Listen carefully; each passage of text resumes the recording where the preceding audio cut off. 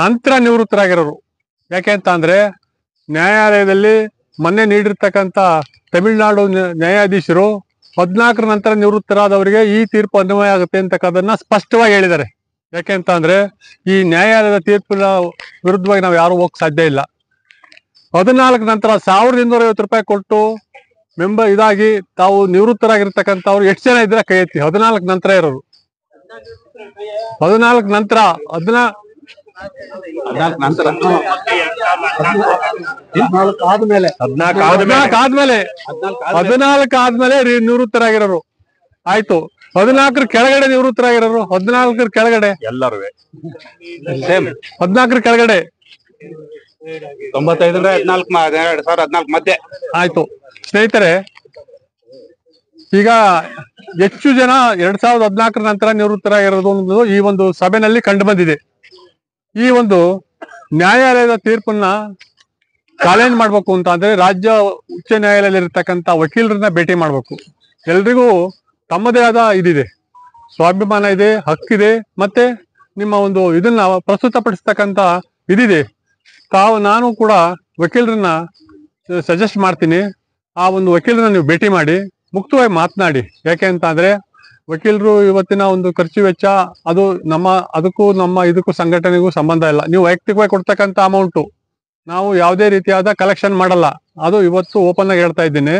ನೀವು ನಿಮ್ಮ ವೈಯಕ್ತಿಕವಾಗಿ ನೀವು ಏನು ಅಮೌಂಟ್ ಕೊಡಬೇಕು ವಕೀಲರಿಗೆ ಅದನ್ನ ಕೊಡಿ. ನೀವು ವಕೀಲರ ಹತ್ರ ಮುಕ್ತವಾಗಿ ಮಾತನಾಡ್ಕೊಂಡು ಕೇಸನ್ನ ಹಾಕ್ಲಿಕ್ಕೆ ಅವಕಾಶ ಇದೆ. ಯಾರು ಆಸಕ್ತಿ ಇದೆ ಅವರು ಕೊಡ್ಬೋದು.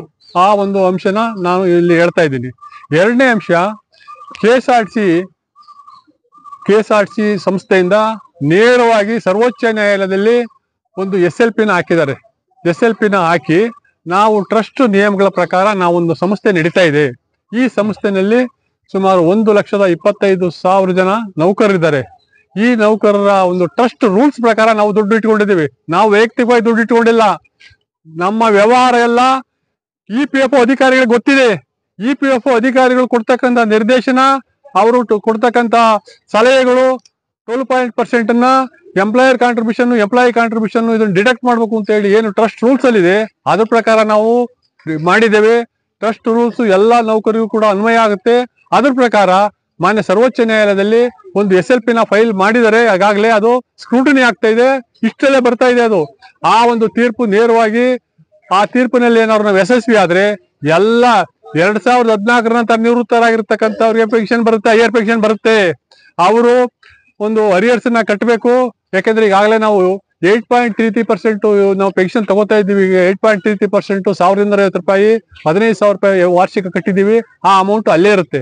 ಆ ಅಮೌಂಟ್ ಬಿಟ್ಟು ನಿಮ್ಮ ಗ್ರಾಸ್ ಸ್ಯಾಲರಿ ಮೇಲೆ ಈ ಅಕೌಂಟ್ ಡಿಪಾರ್ಟ್ಮೆಂಟ್ ಇಂದ ಕ್ಯಾಲ್ಕುಲೇಟ್ ಮಾಡಿ ನಿಮ್ಗೆ ಎಷ್ಟು ಅರಿಯರ್ಸ್ ಕೊಡ್ಬೇಕು ಅಂತ ಹೇಳ್ತಾರೆ.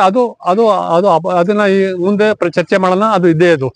ಆದ್ರೆ ಈಗ ಇಂಥ ಒಂದು ಸಂದರ್ಭದಲ್ಲಿ ನಾವು ಮಾಡ್ತಕ್ಕಂಥದ್ದೇನು, ಒಂದು ಕಾನೂನು ಹೋರಾಟ, ಎರಡು ವಾಸ್ತವ ಹೋರಾಟ, ಎರಡನ್ನೂ ಮಾಡಲೇಬೇಕಾಗಿದೆ. ಕಾನೂನು ಹೋರಾಟ ಬಗ್ಗೆ ಈಗಾಗಲೇ ನಾವು ಸಾಕಷ್ಟು ಚರ್ಚೆ ಮಾಡಿದ್ದೇವೆ. ವಾಸ್ತವಾಂಶಗಳ ಬಗ್ಗೆ ತಮಗೆಲ್ಲ ಗೊತ್ತಿದೆ. ಮೊನ್ನೆ ಈ ಒಂದು ವಿಜಯ ಕರ್ನಾಟಕದಲ್ಲಿ ರಮಾಕಾಂತ್ ಶರ್ಮಾ ಅಂತ ಹೇಳಿ ಒಂದು ಆರ್ಟಿಕಲ್ ಬರೆದಿದ್ದಾರೆ, ನಿವೃತ್ತ ನೌಕರರ ಭಾವನೆ ಅಂತ ಹೇಳಿ. ತಾವೆಲ್ಲ ಓದಿದಿರಾ, ಗ್ರೂಪ್ನಲ್ಲೆಲ್ಲ ಬಂದಿದೆ. ಅವರು ಎಷ್ಟು ಅರ್ಥಗರ್ಭಿತವಾಗಿ ನಿವೃತ್ತ ನೌಕರರನ್ನ ವಿಶ್ಲೇಷಣೆ ಮಾಡಿ ಬರೆದಿದ್ದಾರೆ ಅನ್ನೋದನ್ನ ತಾವೆಲ್ಲರೂ ಕೂಡ ನೋಡಿದಿರಾ. ಯಾವ ರೀತಿ ನಿವೃತ್ತ ನೌಕರರನ್ನ ಮೇಲೆ ಈ ಅಧಿಕಾರಿಗಳು ದೌರ್ಜನ್ಯ ನಡೆಸಿದ್ದಾರೆ, ನಿವೃತ್ತ ನೌಕರರನ್ನ ಕಡೆಗಣಿಸಿದ್ದಾರೆ. ಅದಕ್ಕೆ ಒಂದು ಉದಾಹರಣೆ ಕೊಟ್ಟಿದ್ದಾರೆ. ಜಗದೀಪ್ ಸಿಂಗ್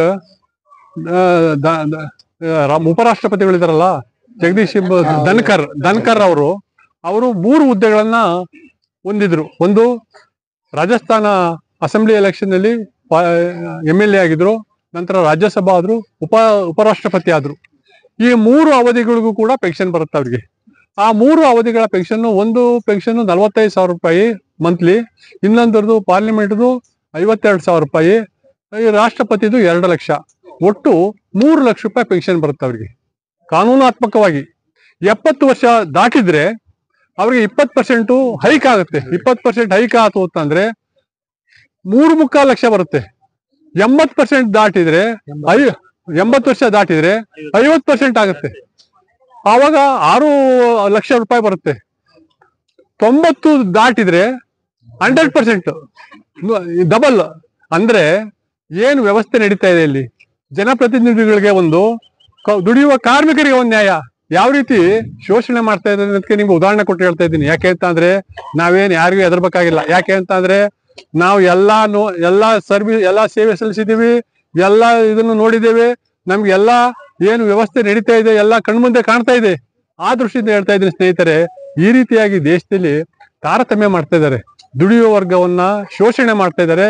ಯಾರು ಅನುಕೂಲಸ್ಥ ಸಮಸ್ಥಿತಿನಲ್ಲಿದ್ದಾರೆ ಅವ್ರಿಗೆಲ್ಲ ಅನುಕೂಲಗಳು ಜಾಸ್ತಿ ಆಗಿ ಹೋಗ್ತಾ ಇದೆ. ಇದಕ್ಕೆಲ್ಲ ಏನ್ ಕಾರಣ? ಈ ಜನಪ್ರತಿನಿಧಿಗಳೇ ಕಾರಣ. ಅವ್ರು ಮಾಡ್ತಕ್ಕಂಥ ಪ್ರತಿಯೊಂದು ಕ್ರಮಗಳು, ಪ್ರತಿಯೊಂದು ಧೋರಣೆಗಳು ನಿಜವಾಗೂ ನಮ್ಮನ್ನ ಈ ಒಂದು ದುಸ್ಥಿತಿಗೆ ತಂದು ನಿಲ್ಸಿದೆ. ಸ್ನೇಹಿತರೆ, ತಾವ್ಯಾರು ಕೂಡ ಹೆದರಬಾರ್ದು. ತಾವು ಧೈರ್ಯದಿಂದ ನಾವು ನಮ್ಮ ಶಕ್ತಿ ಮೀರಿ ನಾವು ಹೋರಾಟ ಮಾಡ್ತೇವೆ. ನಿಮ್ಮ ಒಂದು ಸಹಕಾರ ಇವತ್ತಿನ ಒಂದು ಮಾಸಿಕ ಸಭೆಗೆ ಸುಮಾರು 100 ಜನ ಆಗಮಿಸಿ ಈ ಒಂದು ಸಭೆನ ಇಷ್ಟೊಂದು ಸಂಖ್ಯೆಯಲ್ಲಿ ಯಶಸ್ವಿಯಾಗಿ ಕಾರಣರಾಗಿದ್ದೀರಿ.